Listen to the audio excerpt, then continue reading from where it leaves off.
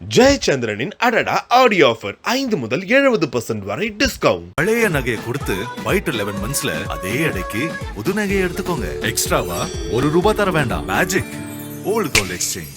GT Holidays, South India's #1 travel brand. You know you are special when you're with GT Holidays.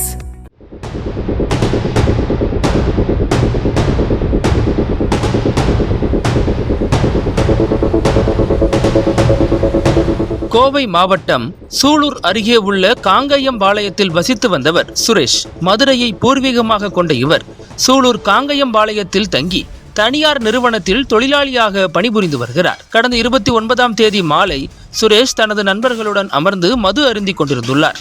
அப்போது மது வாங்க பணம் கொடுப்பது தொடர்பாக இவர்களுக்குள் வாக்குவாதம் ஏற்பட்டுள்ளது. இதில் தகராறு முற்றியதில் தலைக்கேறிய போதையில் இருந்த சுரேஷின் நண்பர்களான ரகுபதி, முத்துகிருஷ்ணன், கரண் ஆகியோர் சேர்ந்து கொண்டு சுரேஷை மதுபாட்டிலால் தாக்கி உள்ளனர். இந்த தாக்குதலில் கழுத்தில் குத்துப்பட்ட சுரேஷ் அந்த இடத்திலேயே இரத்த வெள்ளத்தில் சரிந்து உயிரிழந்தார். சுரேஷ் இறந்ததால் பயந்து போன அவரது 3 நண்பர்களும் சுரேஷின் உடலை அங்கேயே எரித்து புதைத்துள்ளனர். இதையடுத்து போலீஸ் தங்களை கண்டிப்பாக பிடித்துவிடும் என தெரிந்து கொண்ட நண்பர்கள் சுரேஷை கொலை செய்து விட்டதாக கூறி சூலூர் காவல் நிலையத்தில் சரணடைந்தனர்.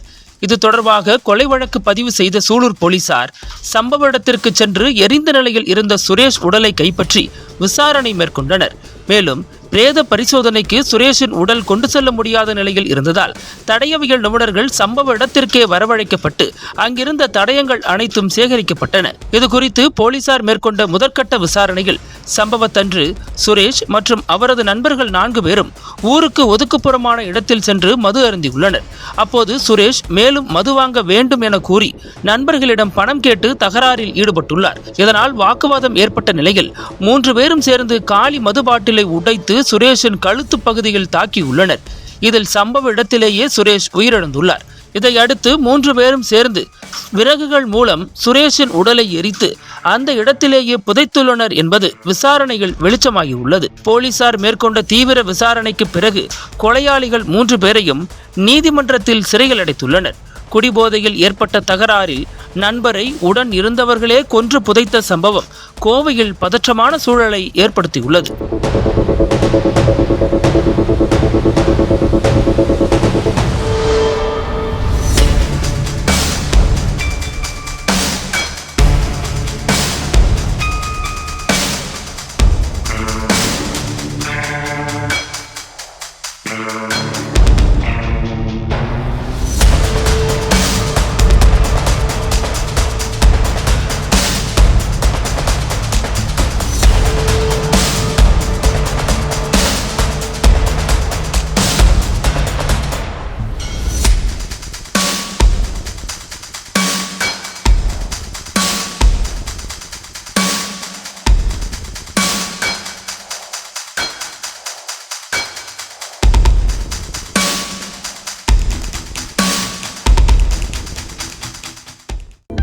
அனல் பறக்கும் செய்திகளை அப்டேட் செய்து கொள்ள நக்கீரன் களத்தை இப்பவே சப்ஸ்கிரைப் பண்ணுங்க.